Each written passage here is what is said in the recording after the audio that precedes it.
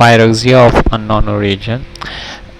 Pyrexia of unknown origin बड़ी एक unique किस्म की सिचुएशन है, ठीक है। अगर इसकी डेफिनेशन की बात की जाए तो it was first describe in 1961, ठीक है। और इसे डिस्क्राइब ऐसे किया गया था कि अगर कोई फीवर यानी मतलब body temperature which is above 38.3 Celsius और 100 फ़ारेनहाइट, ठीक है, फॉर एटलीस्ट 3 वीक्स, और उसमें 1 वीक जो हो पेशेंट एडमिट करके इन्वेस्टिगेशन भी की गई हो, ठीक है।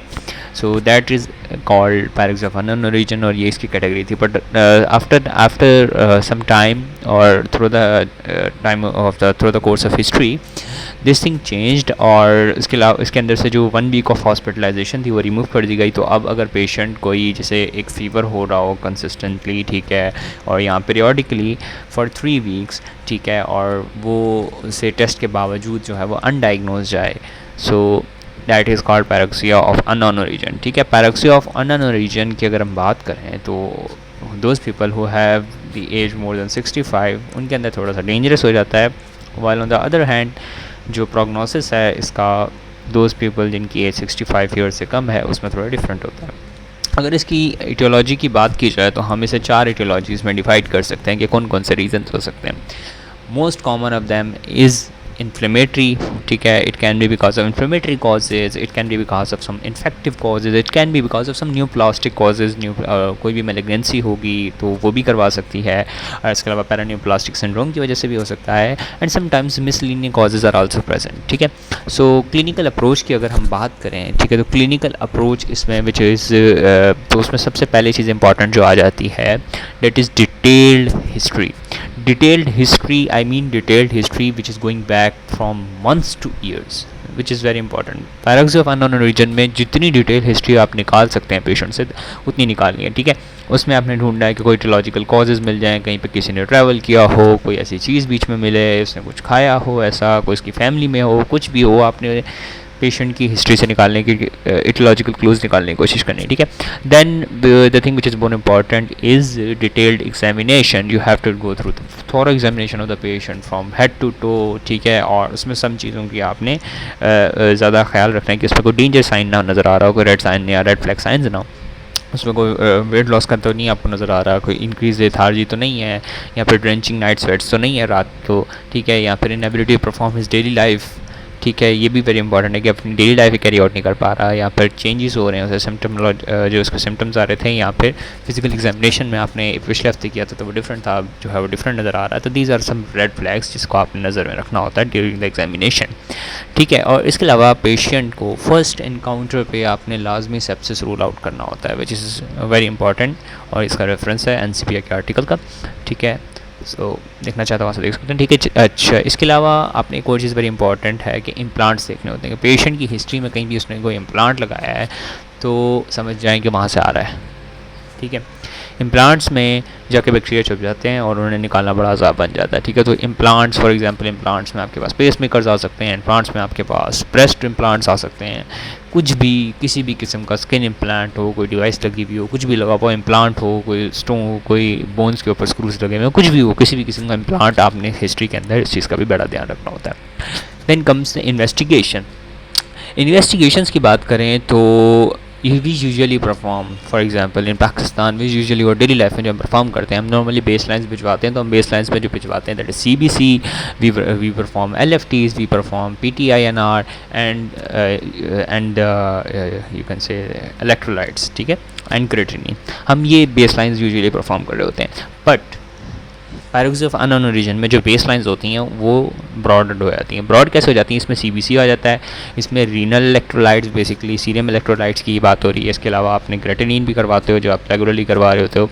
इसमें आपने LFTs भी करवाने होते हैं विच इज़ वेरी इंपॉर्टेंट, क्योंकि हेपेटाइटिस कैन आल्सो कॉज, और you can say hepatitis A, B and C there can also cause pyrexia of unknown origin. इसके अलावा CRP, ESR भी आपने करवाना होता है, आपने प्लॉटिंग स्क्रीन, PTINR वगैरह करवाना होता है, क्रेटिनिन काइनेस करवाना होता है, ठीक है। और एटलीस्ट 2 ब्लड कल्चर्स भिजवाने होते हैं before starting any empiric antibiotic therapy, ठीक है। और HIV आपने स्क्रीनिंग करनी होती है क्योंकि HIV is the most common cause of this pyrexia of unknown origin. Then you have to do a chest X ray, ultrasound of the abdomen, urine analysis through dipstick, या urine DR करवा लें या dipstick कर लें आप, whatever आपके पास जो भी पॉसिबिलिटी हो। इसके अलावा ट्यूबरकुलोसिस की स्क्रीनिंग टेस्ट एक क्लास में करवाएं, ठीक है। तो ये बेसिक इन्वेस्टिगेशंस हैं which are very important for pyrexia of unknown origin, and NLE के अंदर ये आपसे पूछ सकते हैं, ठीक है। So they are all from NCBI, ठीक है। तो all of them are authentic, ठीक है। इसके अलावा potentially sometimes second line investigation भी हम करवाते हैं, ठीक है। They are not very not important for NLE और for your examination, but you have, but अगर आप पढ़ना चाहें तो आप पढ़ सकते हैं, ठीक है जी। इसमें आप जो भी प्राइमरी इन्वेस्टिगेशन या बेस लाइन इन्वेस्टिगेशन करवाएंगे बेस्ड ऑन दोज रिजल्ट्स, ठीक है, फिर आप उसकी सेकेंडरी एग्जामिनेशन जो करवा सकते हैं। उसमें मैंने बताया था कि इन्फेक्शियस एक ग्रुप है, फिर हमारे पास इन्फ्लेमेटरी ग्रुप आ जाता है, न्यूप्लास्टिक ग्रुप आ जाता है और मिसलिनियस ग्रुप आता है। न्यूप्लास्टिक ग्रुप किसके लिए ज़्यादा इंपॉर्टेंट हो जाएगा? जो लोग ओल्ड एज होते हैं उसमें कोलोनोस्कोपी इज़ वेरी इंपॉर्टेंट, क्योंकि कोलोन कैंसर हो सकता है। देयर आर भी any other problems, inflammatory causes अगर आपको नज़र आ रहे हैं तो आप इन्फ्लेमेटरी कॉजेज़ में ये सारे टेस्ट करवा सकते हैं। अगर आपको मिसलिनियस आपने देखना है तो पिट्यूटरी स्क्रीन करवा लें, पिट्यूटरी अगर प्रॉब्लमेटिक होगा तो उसमें भी आ जाएगा। थायराइड के अंदर इशू होगा तो उसके अंदर भी प्रॉब्लम आती है। तो ये सारे कॉजेज़ सेकेंडरी इन्वेस्टिगेशंस प्राइमरी के बाद एग्जाम में जो आपसे पूछेंगे ना, दैट आर बेस लाइन्स पूछेंगे, वो ये हैं, ठीक है। एनएलई के अंदर ये नहीं पूछेंगे, बट ये आपको पता होनी चाहिए, ठीक है। तो एक बार पॉज करके वीडियो देख लीजिएगा। इन्फेक्शियस ग्रुप की अगर हम बात करें तो इन्फेक्शियस ग्रुप के अंदर मोस्ट इम्पॉर्टेंट जो प्रॉब्लम आती है और ये देखने की ज़रूरत है वो है हमारे पास immunocompromised individuals. Immunocompromised individual के अंदर सबसे मोस्ट इम्पॉर्टेंट जो कॉज है वो आता है इसके अंदर HIV, जो कि मैंने लिखा ही नहीं है, ठीक है, ठीक है। इसलिए हम HIV की स्क्रीनिंग कर रहे थे। अच्छा जी, इन्फेक्टिव एंडोकार्डाइटिस, ठीक है। इसमें इन्फेक्टिव एंडोकार्डाइटिस में एंडोकार्डाइटिस के अंदर भी वो वाला एंडोकार्डाइटिस जिसमें नेगेटिव कल्चर आ रहा होता है, most of the time HACEK group. अब हैसिक ग्रुप क्या है वो फिर किसी दिन बात करेंगे, आप नेट पर पढ़ लीजिएगा। हैसिक ग्रुप पर कुछ ऐसे ऑर्गेनिजम्स हैं यूजुअली उनका जो कल्चर होता है वो नॉर्मल कल्चर पर नहीं आते, तो उनको स्पेसिफिक कल्चर पर करना पड़ता है, और उसमें जो है ना वो एंडोकार्डाइटिस में बड़े इंपॉर्टेंट आते हैं, ठीक है। इसके अलावा डिस्काइटिस, ठीक है, जो आपके पास पीछे आपकी स्पाइन है उसके अंदर जो डिस्क होती हैं बाजू का, उसके अंदर इन्फ्लेमेशन हो रही होती है, तो उसकी वजह से भी पायरोक्सी ऑफ अननोन ओरिजिन हो रहा होता है। स्पेसिफिकली इम्यूनो कॉम्प्रोमाइज्ड इंडिविजुअल्स के अंदर, HIV वाले पेशेंट्स के अंदर, ऑस्टियोमाइलाइटिस वाले पेशेंट्स के अंदर, अकल्ट एब्सिस, फॉर एग्जांपल किसी बॉडी के अंदर आपकी किसी जगह पे एब्सिस पड़ा हुआ है, कोई किसी किस्म का इम्यूनो कॉम्प्रोमाइज पेशेंट है, उसको इम्प्लांट लगा हुआ है, तो वहाँ पे अमूमन एब्सिस छुप जाते हैं, ठीक है। इसके अलावा as I told you implant devices को चेक करना है। और इसके अलावा अगर वो फार्मर है, ठीक है, या फिर उसका कैटल्स के साथ एक्सपोजर रहा है और इम्यूनो कॉम्प्रोमाइज पेशेंट है, तो Q fever can also cause pyrexia of unknown origin, सही है।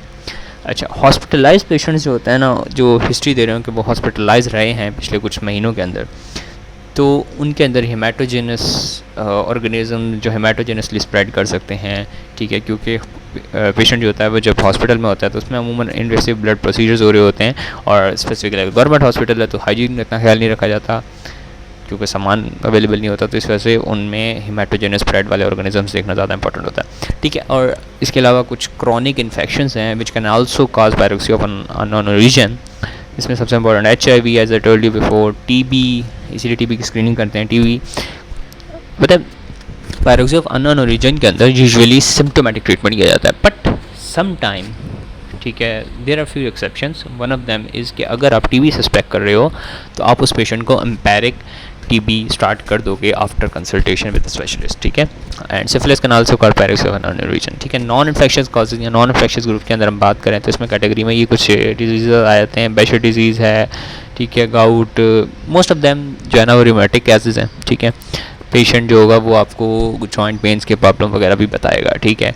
और some of them are tumors, ठीक है। tumors and most important is colonic cancer especially in older age, and hepatic carcinoma in patients who are alcoholic or patient who have hepatitis history, ठीक है।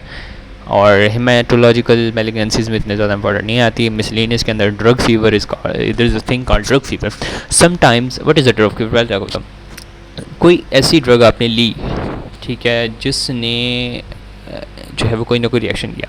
Sometimes ये even weeks और months के बाद भी आ जाता है रिएक्शन, ठीक है। फॉर एग्जांपल आप एक ड्रग है जो आप एक महीने से ले रहे हैं, ठीक है, किसी डिजीज़ के लिए, लेकिन तब उसने फीवर नहीं किया, अब एक महीने के बाद आपको पायरोक्सी ऑफ अननोन ओरिजिन हो रहा है, इस किस्म का फीवर आ रहा है कंटिन्यूसली, तो इट कैन तो जो ड्रग होती है वो बाज़ वक़्त मंथ्स भी ले लेती है इस फीवर को, ड्रग फीवर को एक्सेप्ट करने के लिए। लेकिन जब आप ड्रग रोक देते हैं तो 72 आवर्स यानी कि 3 दिन तक, ठीक है, फीवर सबसाइड हो जाना चाहिए। अगर वो सबसाइड नहीं होता है, फीवर नहीं ख़त्म होता है, तो विच मीन्स कि ड्रग फीवर नहीं है, ठीक है। तो ड्रग फीवर के लिए इंपॉर्टेंट है, जब ड्रग अपनी रोक दें 3 दिन के अंदर अंदर फीवर ख़त्म हो जाना चाहिए। अगर नहीं हो रहा है तो उसका मतलब ये कि ड्रग फीवर नहीं था। थायराइडाइटिस एंड समटाइम ये सारे डिजीज़ हैं, आप देख लीजिएगा, ठीक है। It is essential to consider factitious, ठीक है, फीवर। अब ये फैक्शियस फीवर क्या होता है कि self induce fever, for example nurses और medical students specifically during the exam season में वो अपनी जान छुड़ाने के लिए, या समटाइम्स डॉक्टर्स जिन्हें पता होता है कि वो किसी जगह में फंस रहे हैं, तो वो ऑटोमेटिकली जो है ना वो सेल्फ इंड्यूस फीवर, बहुत सी ऐसी ड्रग्स होती हैं जो कि आपका बॉडी टेम्परेचर बढ़ा देती हैं, so they will use them. And उसमें योगा को पैटर्न नहीं मिलेगा, आपको किसी किस्म को कोई पैटर्न नहीं मिलेगा, और पैटर्न बड़ा स्विंगी टाइप का होगा, कभी कुछ हो रहा होगा, कभी कुछ कर रहा होगा, ठीक है। तो those people who have a good medical knowledge, उसमें ये फैक्शियस फीवर जो होता है इसका भी आपने ख्याल रखना होता है, इटियोलॉजी में इंपॉर्टेंट हो जाता है, ठीक है। Then comes to the management में, as I told you before, management pyroxia of unknown origin key is supportive until some cause has been determined। और इसमें जो prognosis है इट्स वेरी गुड 65 से नीचे अगर आपकी एज आना pyroxia of unknown origin का prognosis is very good. Sometimes ये खुद ब खुद रिजॉल्व हो जाता है, समटाइम्स कोई ना कोई कॉज मिल जाता है, कुछ ना कुछ करके इसका prognosis वेरी गुड है, इसमें कुछ ज़्यादा घबराने की चीज़ नहीं होती, ठीक है। एंटीबायोटिक्स और steroids are not recommended and are discouraged, ठीक है, क्योंकि ये मास्क कर देते हैं, आपकी चीज़ें छुपा देते हैं, आपने कल्चर भिजवाने होते हैं, अगर हमने एंटीबायोटिक स्टार्ट कर दिया तो आपके कल्चर ज़ाया हो जाते हैं, ठीक है। और स्टीरॉइड्स ये तो भी आपकी जो वो होती है डिजीज़ की टाइमलाइन वो ख़राब हो जाती है, उसके अंदर भी प्रॉब्लम्स आना स्टार्ट हो जाते हैं, ठीक है। तो आपने सिर्फ सिम्टोमेटिक ट्रीटमेंट देनी आती है, इसके अलावा कुछ नहीं करना होता, ठीक है। और सम स्टडीज़ सजेस्ट, ठीक है, ये बेसिकली एक आर्टिकल था और इसके अलावा मैंने 2-3 जगहों से ये चीज़ वेरीफाई करवाई। सो इवन NCBI भी जो रिसर्च आर्टिकल्स थे उनमें ये चीज़ थी कि there are 3 exceptions, pyrexia of unknown fever of unknown origin और पायरेक्सिया ऑफ अननोन ओरिजिन के अंदर, कि आप 3 चीज़ों के अंदर जो है वो एक एक्सेप्शन रख सकते हो एंटीबायोटिक के लिए। फर्स्ट ऑफ दैम, अगर एंडोकार्डाइटिस आप सस्पेक्ट कर रहे हो हैसिक ग्रुप का, जैसे बताया मैंने आपको, क्योंकि उसमें कल्चर यूजुअली नेगेटिव आ रहा होता है, ठीक है, तो आप उसको जो है ना उसकी ट्रीटमेंट एंटीबायोटिक स्टार्ट कर सकते हो। और अगर पेशेंट जो है वो TB सस्पेक्ट कर रहे हो आप, ठीक है, फॉर एग्जांपल डिसेमिनेटेड TB है या फिर किसी भी किस्म का TB है, तो आप सस्पेक्ट कर रहे हो, एक बार लाजमी कंसल्टेशन लो आप सीनियर से, जो ठीक है, कंसल्टेंट से एक बार कंसल्टेशन लेके उसकी जो है ना ट्रीटमेंट स्टार्ट कर दो TB की। कंसल्टेशन क्यों इंपॉर्टेंट है TB के अंदर, बिकॉज कि रेजिस्टेंट डेवलप ना हो जाए, कि अगर नहीं हुआ तो वो रेजिस्टेंट हो जाता है, ठीक है। आपने TB का ट्रीटमेंट थोड़ा सा दिया, उसके बाद कंसल्ट किया और उस पर जो कंसल्ट ना ही सेट कि नहीं TB नहीं है, आपने रुक दिया 3 महीने तक, अगर हुआ तो वो जो बेसिकली ऑर्गेनिज्म होता है रेजिस्टेंट हो जाता है। दैट्स वाई TB के बारे में हमेशा TB की ट्रीटमेंट से पहले पायरेक्सिया ऑफ अननोन रीजन के अंदर कंसल्टेशन वेरी इंपॉर्टेंट। केसेस जो होते हैं ना इसमें, इसके अलावा एक और बड़ा इंपॉर्टेंट केस है, that is called temporal arthritis. अब टेम्पोरल आर्थराइटिस को जॉइंट आर्थराइटिस भी कहते हैं। तो टेम्पोरल वेन्स होती हैं बेसिक तौर पे, उसका आर्थराइटिस होता है, इसका जो ट्रीटमेंट होता है वो बेसिकली स्टेरॉइड्स होते हैं, ठीक है। और इसके अंदर भी जो है वो ट्रीटमेंट एम्पेरिकली स्टेरॉइड्स देना अलाउड है, रीज़न बीइंग के इट थ्रेटन योर विजन, ठीक है। तो दीज आर 3 एक्सेप्शंस, वरना आप सिर्फ सपोर्टिव ट्रीटमेंट देते हो, ठीक है। These are the references and that's all pyrexia of unknown reason के ऊपर इतना ही। This is Mas signing off. Allah Hafiz.